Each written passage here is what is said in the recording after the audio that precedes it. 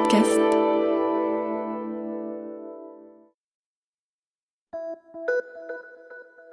Salut, c'est Clara de Lina. Cette semaine, dans La vie d'avant, je vous emmène à la rencontre de deux familles. Les Parisot, des fermiers normands qui accueillent des citadins pour les vacances, et les Benèches, des Parisiens qui préfèrent passer leurs vacances de Pâques à la ferme plutôt qu'à la montagne. On est en 1977. Les uns fuient la foule des skieurs qui s'amassent dans des stations de ski de plus en plus fréquentées depuis que le plan neige a été mis en place au début des années 60. Les autres préservent les maisons et la vie des campagnes en aménageant de vieux bâtiments en gîtes touristiques. Deux mondes se rencontrent et chacun y trouve son compte. Oui, au départ, ce gîte a été construit, c'est une maison que j'ai faite en prévision de ma retraite. Et puis, d'après les conseils du syndicat d'initiative, des vacances, il m'a mis en relation avec l'organisme des gîtes de France. Mais on s'improvise comme cela, agent de tourisme. Vous n'êtes pas tout à fait un hôtelier quand même. Ah, je suis pas un hôtelier, non. Mais à partir du moment où on s'engage à accepter des gens chez soi, parce que somme toute, c'est des vacanciers, pour moi, ce n'est pas des locataires. Je veux que ce soit comme ça. Alors, Ils sont en même temps des hôtes. Oui, il nous faut... Ils sont plus des hôtes que des clients. Il nous faut composer de façon à être agréable avec eux, les accueillir et puis essayer de bien les comprendre, quoi. Faut leur faire découvrir notre métier. Alors, vous avez des gens qui viennent d'un peu partout et certainement de milieux sociaux différents. Oui. Qu'est-ce que vous recherchez? C'est en même temps un contact avec eux? Nous, on a besoin de... Ne sortons pas de chez nous, très peu. L'agriculteur a tellement de travail dans sa ferme, on n'a pas le temps de se promener, rien. Donc, il faut accueillir des gens qui puissent nous apporter quelque chose, quoi. On fait je sais pas, pour nous, c'est enrichissant. Quand vous dites c'est enrichissant financièrement? Non, je mets absolument pour une question financière. Bon, d'ailleurs, on peut peut-être évoquer tout de suite le problème. Oui. Une location comme celle-ci, c'est une maison, nous allons le voir, qui est assez importante, Oui. dans laquelle, je crois, on peut abriter 6 à 7 personnes. Oui. À la journée, ça coûte combien? C'est une location à la semaine. Mon gîte est, paraît-il, assez confortable. Je loue actuellement 400 francs la semaine, y compris le confort, et puis certaines fournitures que je dois apporter. Oui, c'est-à-dire que vous... Je suis un contrat de location. Alors, c'est garanti par quoi? Parce que généralement, quand on veut louer une maison, une villa en vacances, on passe par des agences. Ce n'est pas votre cas. Non, c'est pas mon cas, absolument pas. Parce que les agences, pour moi, je vais peut-être être méchant, mais ce sont des organismes qui fonctionnent, il faut que ça tourne, tout ça. Moi, ce n'est pas le cas. En fait, vous appartenez à une fédération, la fédération oui, quand même. des ruraux. Oui. Il y a une fédération dans l'Orne. Il y a même une association de créer.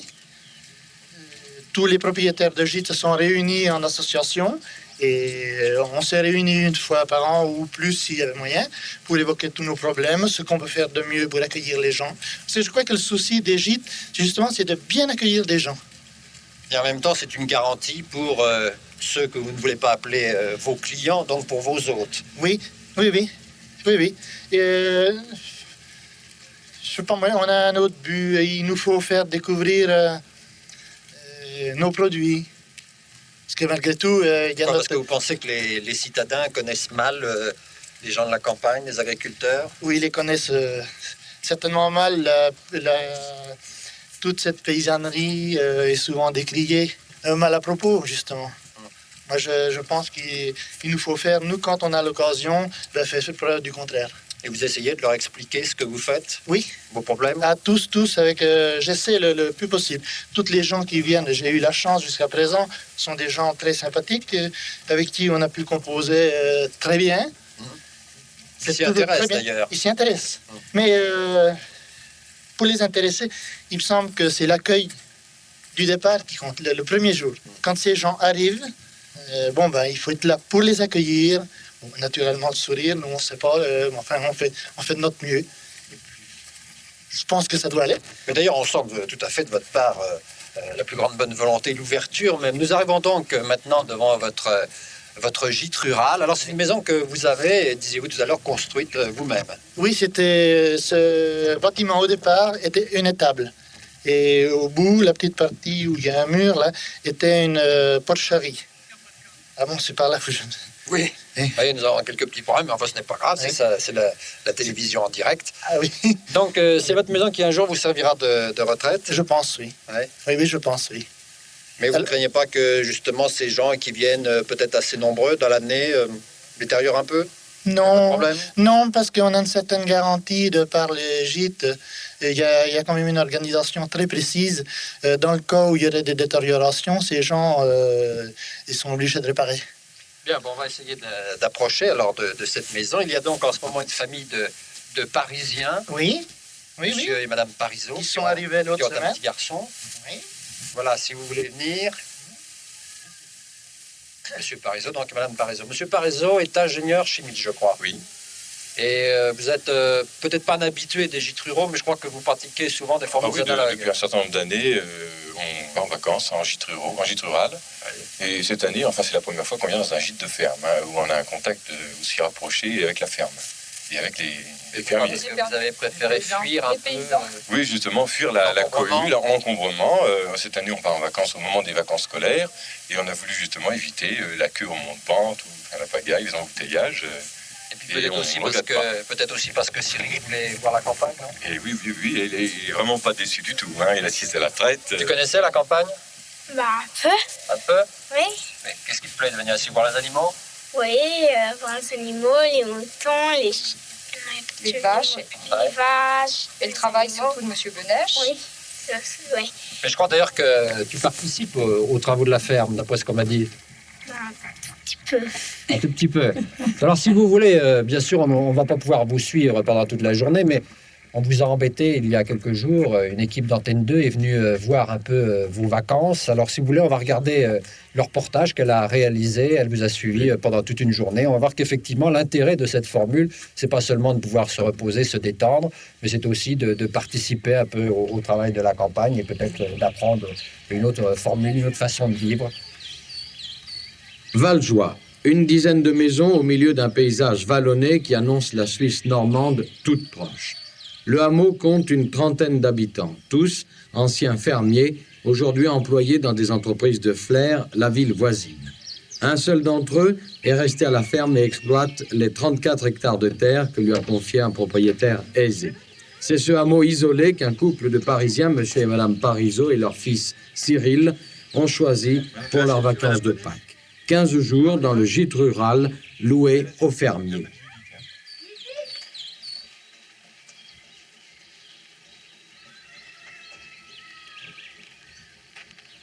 Les années passées, on est parti en vacances à la montagne.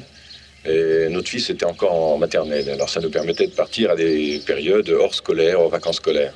Alors que cette année, on était obligé de choisir les vacances scolaires.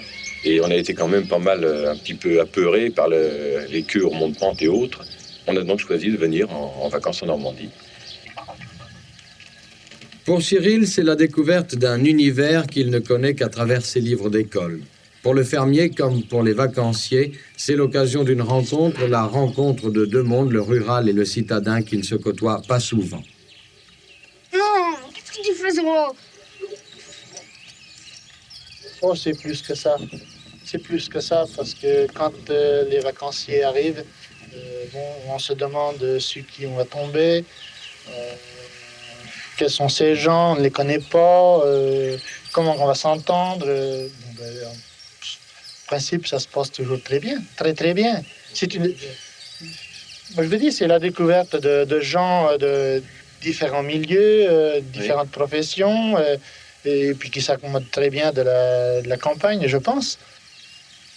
Tu as vu Cyril le taureau? Regarde le taureau avec la vache. Elle a l'air de lui plaire. Vous le gardez combien d'années, vous, comme ça, là? Là, au moins 3 ans et demi. 3 ans. 3 ans. Regardez, au mais moins. le taureau Ça est y est. intéressé là. Non mais c'est pas une... C'est normal. Non, hein. ouais. Et vous, ça vous intéresse qu'on vous pose des questions sur ce que vous faites? Oui, mais j'ai un peu peur de décevoir ces gens parce que nous, malgré tout, on n'a pas tellement d'instructions. Le paysan, c'est bien connu. Vous vous sous-estimez, là, hein? Non. Si. Non, mais c'est la vérité. Alors, on tend pour bien vider les quartiers. Il y a 4 quartiers. C'est pareil comme ça. Oui, il y a 4 quartiers à la mamelle, tu vois. Parce que moi, je crois que c'était juste une seule truc. Non, il y a 4 quartiers. Chaque rayon a son quartier, tu vois. Alors, il faut bien les goûter. Ici, il y a quelque chose, ça fait un quartier. S'il y en a un autre, ça fait un quartier. L'autre, Oui, l'autre pareil. Oui. Tous les moments sont bons. Ils peuvent venir quand ils veulent. Nous, on hésite peut-être un peu à aller les voir parce que, bon, bah, On est moins hardis. parce que les paysans, on est toujours timides. Hein, c'est bien connu. On est moins hardis. Ça met du piment un peu dans votre vie de tous les jours? Ah, ça nous change énormément. Oui. Ça nous change énormément. Depuis nous que les enfants sont partis, bon, somme toute, on n'a pas de contact avec l'extérieur ou alors rapidement. Alors, du fait qu'on a ces gens-là qui ont tout le temps, qui ont besoin de connaître notre métier, qui s'y intéressent, d'ailleurs, ce qui nous fait plaisir. Ça vous demande quand même une certaine disponibilité hein, vis-à-vis de... Ah oui, mais c'est tellement agréable. Ça vient naturellement, quoi. Parce que nous on s'enrichit. On s'enrichit avec ces gens. On apprend des tas de choses qu'on ne connaissait pas. On apprend les conditions de vie de ces gens. Ça se passe pas la première semaine, souvent, vous savez. Ah oui. Est-ce que vous savez, par exemple, ce que fait Monsieur Parizeau? Encore pas. Je lui ai pas encore posé la question, mais... Pourquoi vous ne lui avez pas posé la question? Parce que la première semaine, moi, j'estime les gens, bon, ils viennent, ils découvrent la campagne, ils nous découvrent, et il faut les laisser nous poser les questions. Et c'est la semaine d'après que nous, on essaie d'avoir... Voyez-vous, c'est là qu'on va commencer à intervenir. C'est normal, il faut qu'ils nous connaissent avant, que, je sais pas, qu'ils nous fassent confiance pour, après, pouvoir se confier à nous. Ce qui me plaît surtout, c'est le contact avec les personnes qui vivent ici. Hein. Surtout ça. Enfin, on ne fait pas le Parisien qui s'amuse à jouer au fermier, pas du tout. Hein. On n'attendait pas ça du tout non plus. Hein. Non, mais enfin, on a un contact avec les fermiers, et puis c'est très bénéfique pour notre fils, hein, qui passe presque sa journée dans la ferme, enfin, ou une bonne partie de la journée. Ah, tu recules, hein? Vite, viens, mon titi. Vite, viens, vite. Allez, allonge ton bras. Allonge ton bras, il va venir. Allez, vas-y. Vas-y. Allez, tu fais pas de mouvement brusque? Oui, je sais bien qu'il a un mois. Et tous les matins, tu vas lui porter son biberon comme ça? Non, pas tous les matins. C'est qu'on lui donne tous les matins, mais je vais pas tous les matins toujours. Il y en a qu'un seul qu'on donne à manger parce que les autres ne sont pas habitués pour téter. Il y en a qu'un seul. Pourquoi on lui donne à manger à celui-là? Parce que c'est le plus petit. Alors on lui donne à téter comme ça.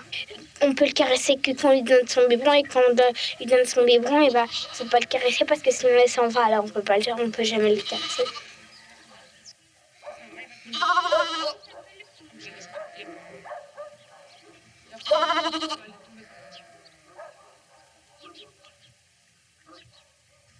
Tu aimerais en avoir un avec toi tout le temps comme ça? Bah oui, j'aimerais bien, mais on est dans un appartement, alors on peut pas. C'est dommage.